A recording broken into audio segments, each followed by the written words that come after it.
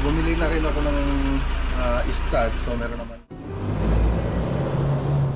Ito yung gypsum board na gagamitin natin para sa drywall. Magkakabit ng ano niya, power niya. Okay. So nilalagay na rin yung yung sliding door. Ayan, no. So tricolor na natin ulit. Maganda na. Ito ba ito? Nacho Bolara. Gumagamay yung yung blue sack. Kaya lang bilis. Madami pala, hindi na pala 18. 1, 2,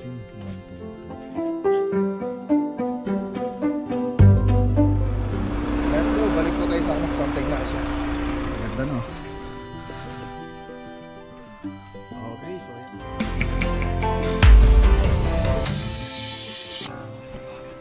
so magbabay na tayo rito.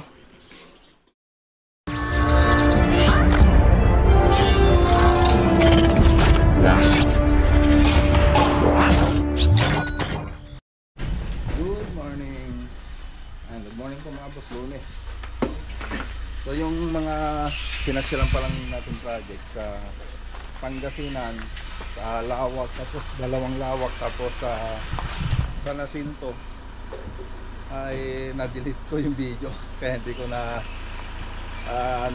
i-upload yung vlog niya. Na-delete yung video, akala ko kasi na-upload ko na, yung pala hindi pa. Pero yung update noon, makikita nyo naman dun sa FB page natin. So in-upload ko naman siya sa FB Reels.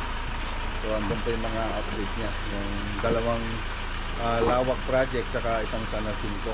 So naka-update naman siya sa FB Reels. So pupunta po tayo ng San Clemente, mag-install tayo ng partition para dun sa clinic ni Doc Arvin. Ayan, yung kaibigan natin doktor. So ayun, ganun na sila, nagkarga na po sila rito.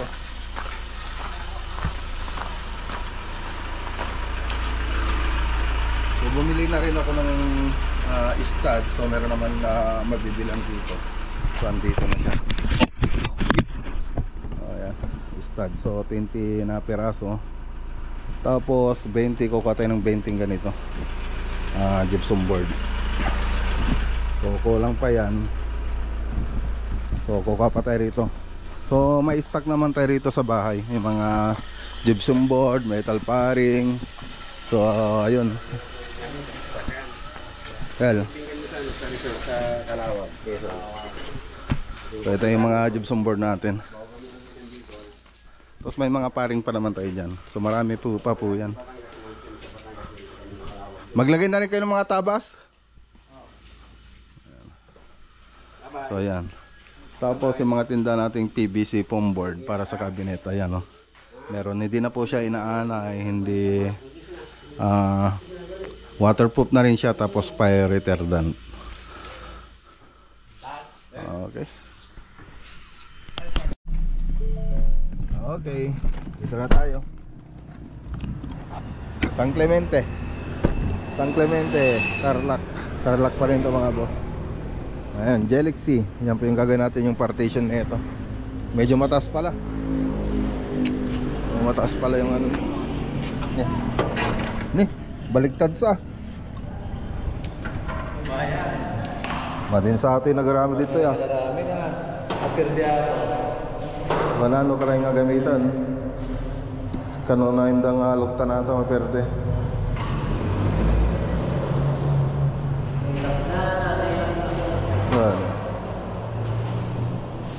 Nakaktol na garo dito. Kimap sa taji installer na ata.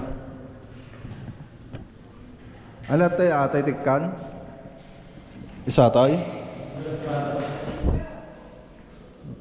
Ate siguro. Mapatugan natin eh. Magadwa. Ata. Gaya nga ito. Okay.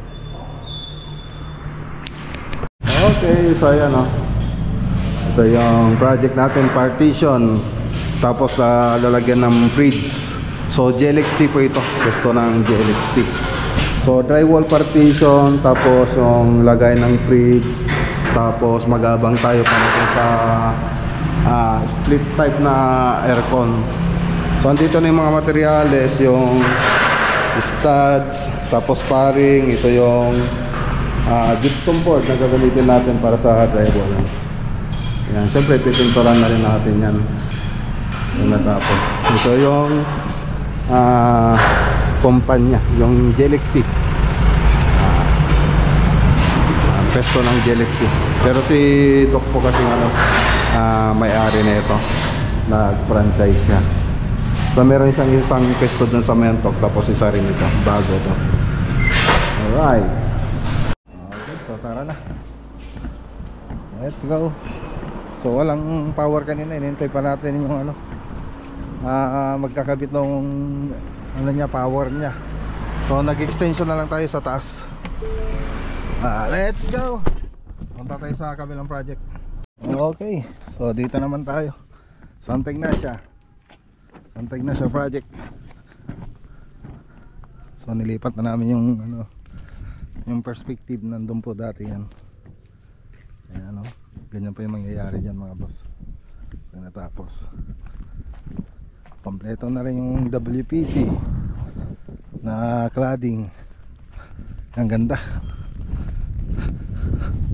So tiles lang po to, itong nasa poste, pati yan tiles din po yan. Tapos pintura yon, tapos WPC na cladding, yung mga yun. Tapos dito naman ganun din, WPC na cladding yan. Tapos tiles din yung nasa taas. Tapos dito sa garahe, yung ceiling dito ay ano rin to, yung PVC ceiling panel. So yung mga code ng mga kulay nito nasa FB page po natin, i-scroll nyo lang po doon. Sinabi ko kung ano po yung mga kulay doon.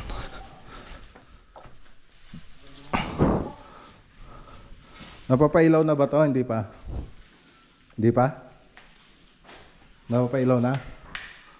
Wala pa? Ang kausap pa. Okay. So nilalagay na rin yung yung sliding door 900 series. Ito pa yung 900 series.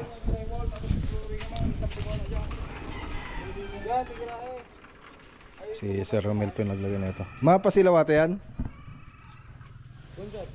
Ipasilaw yung man.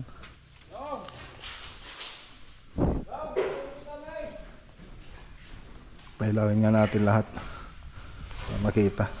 Mas maganda sana pag nung gabi, yung bago magdilim. So ito na rin yung sa may dirty kitchen natin. Tapos laboratory, ay laundry. Ayan. So concrete counter.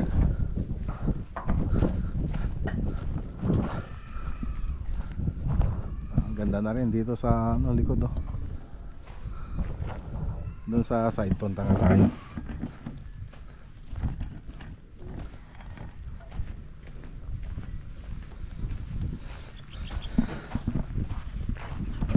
Lalagyan na rin mga downspout.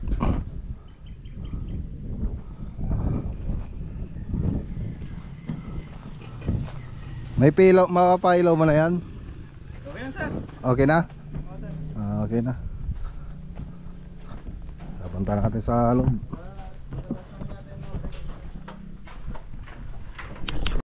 Okay, ganda na Ganda na mga boss. So ang wala lang dito yung center light.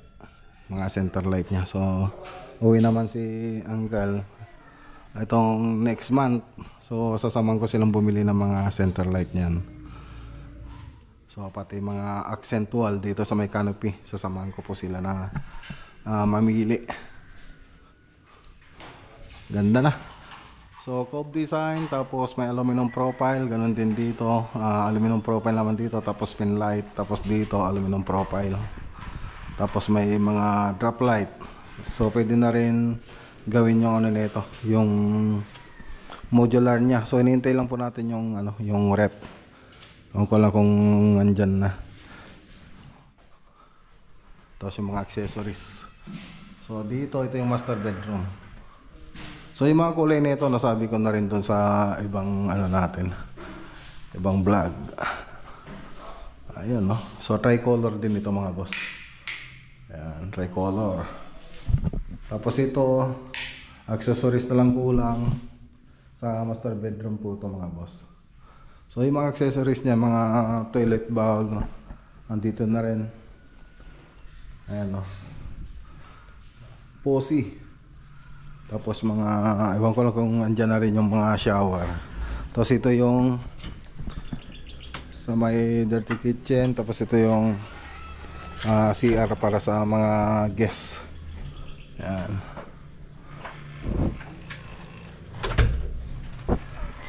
Gumaganda na tong project natin. So mamayang hapon babalik pa ako rito para pakita ko naman yung ano nito, yung labas, para mas maganda yung itsura niya pag pinailaw natin sa labas. Okay, so tara na. Ayan, shoutout kay Auntie Susana at saka Uncle Belchor. So babalik po tayo mamaya rito mga bago maggabi para may video natin ulit. Gumaganda na mga boss. So tara naman tayo sa Bakabak project. So yung bagong layout natin doon na project. Let's go. Okay, dito na tayo. Bakabak project. Nakapag-buhos na yata sila ng mga poste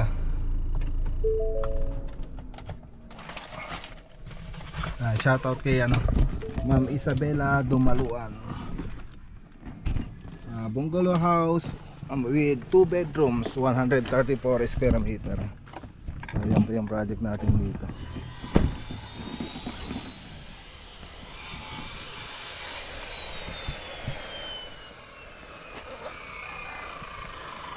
Ito yung bahay pag natapos.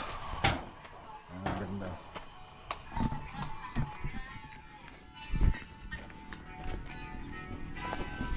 Mayat na usari yan? Hindi pa ay. Pangkalupay lang. Isa pa lata. Ano pang forma ito yan ay? 2 ba ito?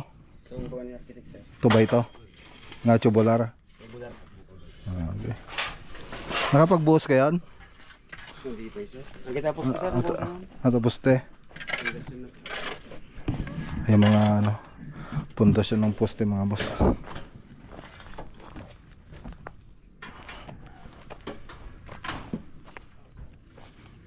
So lang poste ba to? 1, 2, 3, 4, 5, 6, 7, 8, 9, 10, 11, 12, 13, 14, 15, 16, 17, 18 na poste.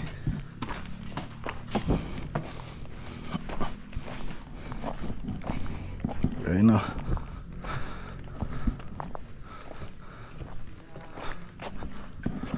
Ito wala pa.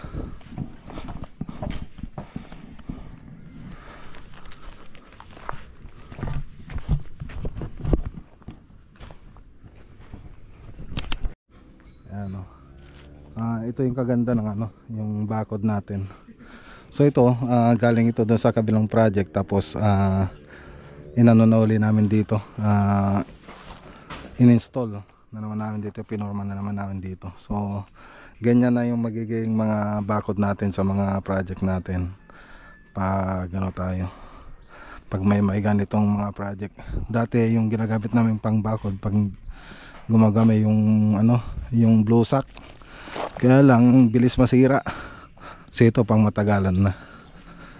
Ayan, so ito na rin yung magiging butterboard natin. Butterboard, tapos yung dyan na rin tayo kukuha ng para sa layout ng mga grid lines. At natin, grid lines dito sa project natin. Para dun sa floor plan. Ito nga pala yung floor plan nya. So yung guest room dito, guest room, tapos dun sa may bandang gitna yung toilet and bath, dalawa po yan. So dalawang toilet and bath dyan. Yung pero yung isa nandito sa may guest sa may guest room. Tapos yung isa guest room tsaka kasi yun yung toilet pot natin, common CR. Common CR. Tapos dito sa bandaron master bedroom, tapos may sarili rin po siyang toilet and bath. Tapos living, may ports pa muna, tapos living, tapos dining, tapos kitchen. So, medyo hindi pa makikita ngayon, tapos dirty kitchen doon sa dirty kitchen tsaka laundry bandaron. So ito yung magiging itsura niya, yung floor plan niya mga boss.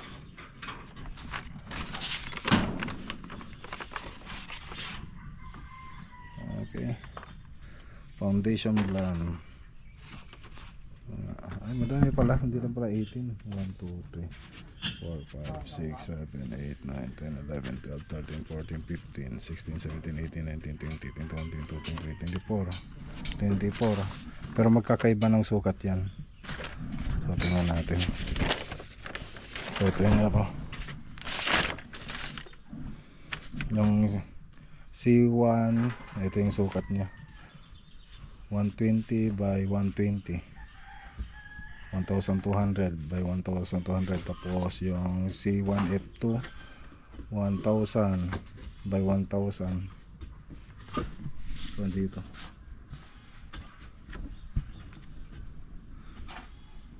So dito na rin yung mga 1 na sa 1 meter lang yung depth niya, 1 meter. So standard pa rin naman ito mga boss. Column and footing details. So dito pa lang tayo.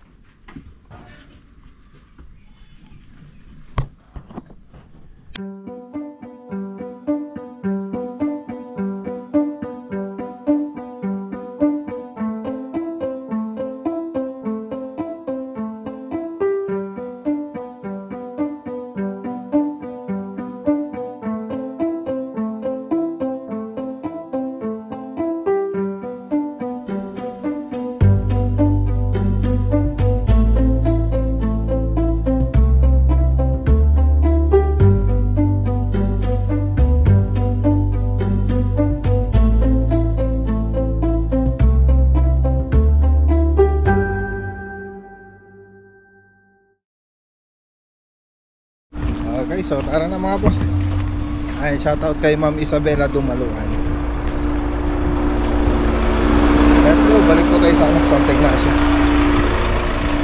Sige. Salamat. Okay, so ayan bumalik po tayo rito sa Santa Ignacio project. So nagpalipad po ako kanina. So play ko na lang po yung video mga boss. So pakita lang natin yung loob bago natin i-play yung video. Ayan, ang ganda Okay, so yan lang muna. Wala pang center light yan mga boss Yan, pakita muna natin yung video mga boss ng lipad natin sa drone. Alright.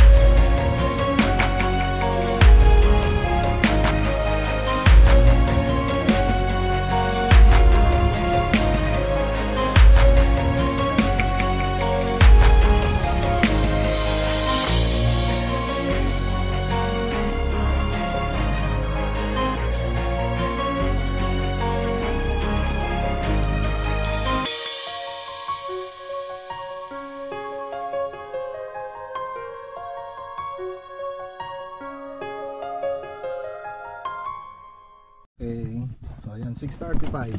Okay, dito lang tayo sa malapit, ano pa rin, no? Dito pa rin tayong dumarating, no? Halos kapitbahay lang namin yung project dito sa Santa Ignacia. Hi! Hi! Who is your favorite vlogger? Oh, magbabay na tayo rito. Magbabay na tayo. Ano yung ulam? Kamay ka. Wow! Pakbet, magkakamay ako na ito. Oh, ano sasabihin mo sa vlog? Hey! Click in the video now. Oh. Wag nagulo yung vlog is the best vlogger. Click in the video now. Bye. Bye.